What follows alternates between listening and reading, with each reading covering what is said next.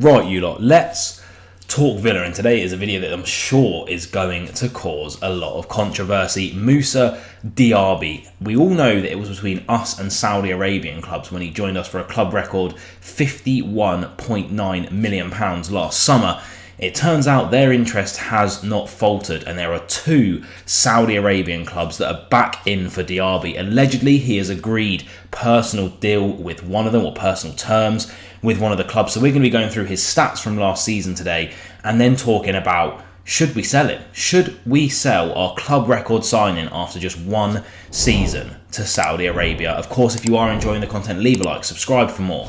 Let's talk Diaby. First thing that we've got to get out of the way is, of course, his stats from last season. Of course, he is only 25 years of age. You can see the positions that he plays for Villa, mainly played in that split striker role for us last season, to be fair, but also obviously in on the right hand side as well. His stats from last season: played all 38 Premier League games, only managing 25 of them as starts, 6 goals, 8 assists with an average rating of around 6.89, picking up 1 yellow card, no red cards. You can see about 2,200 minutes played for Villa last season. We'll look through his Premier League stats here, and as you can see, 6 goals, 8 assists. The assist does put him close towards the top, so this is the Aston Villa / league ranking for him, so Premier League Aston Villa compared to people of a similar position. His expected assists, he does outperform very, very well. 83% pass accuracy there, 47 chances created, 11 successful crosses, the most for Villa last season on a success rate of around 24%.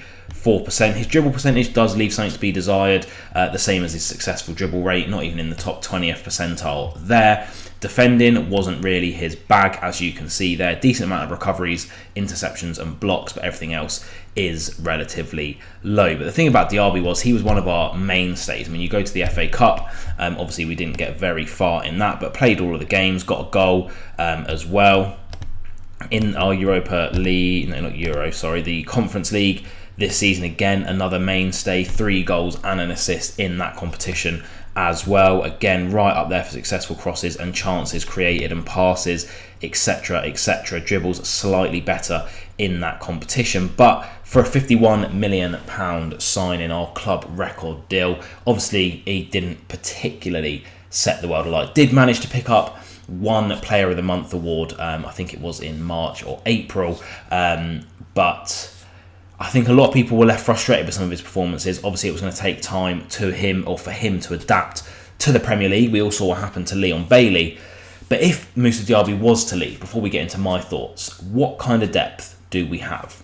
Let's have a look. So here we have Villa lined up in a 4-2-3-1 formation. This is just off of the signings that we have made so far this summer. So Maatsen comes in on the left-hand side. Barkley partners McGinn until Kamara is back fully fit. Obviously, he is back in training. It's very, very good to see. Pop Ramsey in the 10 role as well. And as you can see, in this starting lineup, Diaby isn't even in there, which kind of, it shows he's our club record signing, and I think this could possibly be one of our strongest lineups. Obviously, if he was to play, you'd have to take Bailey out, who was one of our standout, that is definitely not how you spell it, who was one of our standout performers last season. So in a 4-2-3-1, let's have a look at our depth. Now, first of all, let's bring these players over here. We're going to ignore formation for a little while whilst we go through all of this. So let's put Diaby at the top. Obviously, we have Leon Bailey. 10 goals, 10 assists in all competitions, I believe it was last season. Although that might have been Douglas Luiz, actually. But, well, we all know that Bailey smashed it. I think he might have even been in double figures in the Premier League for both of his stats. He had a very, very good season. He took that starting spot from Diaby, and we didn't really look back. Every time Leon Bailey gets the ball at his feet, the whole of Villa Park is on edge because they know something brilliant is about to happen. If we go even further down, we have a certain Morgan Rogers that you can see on the left-hand side there, can also operate on the right and in that split striker role up front. Even further back, if we get rid of, Cash himself actually has performed in that right mid spot for us, so we'll leave him in there. We go a little bit further down. Let's bring Watkins down here and change him. We have signed, I don't even know if he uses Badace. I'm going to go for Philogene. We have signed a certain Jaden Philogene Badace back from Hull after we activated his buyback clause. And, you kind of, if we get rid of these, just pop them over here. you look at that, and I'm probably missing players out. I mean, there's other players that we have that can play in those positions. Specifically, split striker. Let's say that he wants to play Diaby as a split striker. That's the wrong Rodgers there. We'll go for that one. We can put in John Duran if he stays at the club. We've brought back Cameron Archer, who can play that position as well. So for depth, we're certainly not lacking. You think about the pecking order. I'd probably put Bailey above Diaby. Obviously Cash and Rodgers is probably going to be the other side. Duran as a split striker is probably just below. I don't know where Philogene is going to come in. He had such an impressive season for Hull. Emery's clearly very high on him as a player.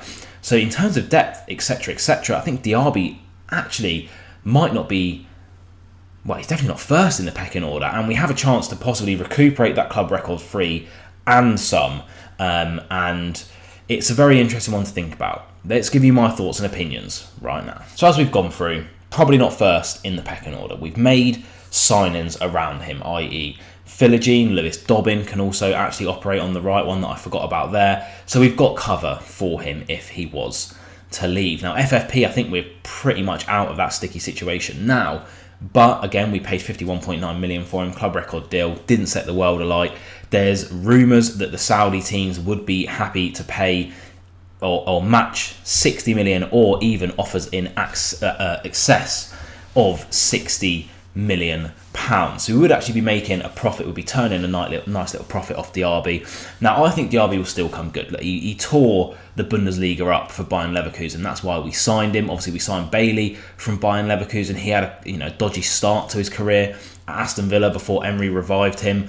But there is also the fact of if one of these Saudi clubs came in and offered 70, 75, 80, 85 million for him, which allegedly, I mean, the clubs that are interested in him, they're happy to pay that money. They're literally owned by the government. They can just splash whatever cash they want. I think it's Al Ittihad, again I'm probably butchering these pronunciations, and Al Nasir, who are the two clubs that are allegedly interested in him. Ittihad, I think, are the ones that have said they want him at all costs. I think if we can drive them up to 75, 80 million, that gives us extra money to play with this season.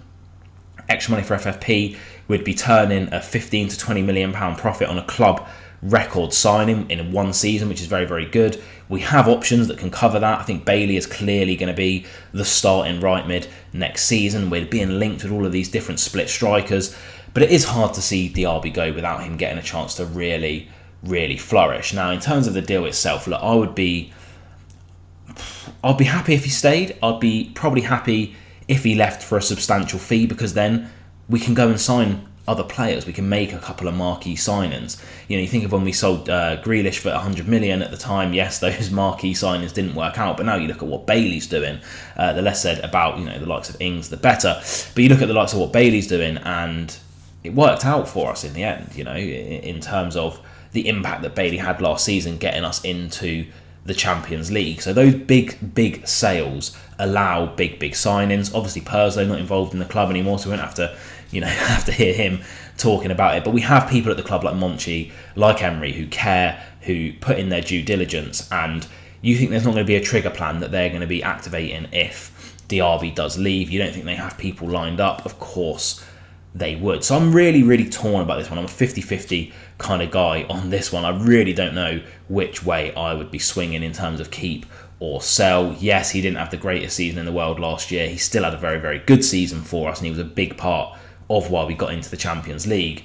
But again, if there was a 75, 80 million pound bid on the table, we have replacements that are marquee signings lined up. It could be time to say goodbye to Moussa Diaby. Let me know what you think down in the comments below. I'll see you guys in a couple of days for the next one. As always, up the Villa, be nice to everyone, and peace.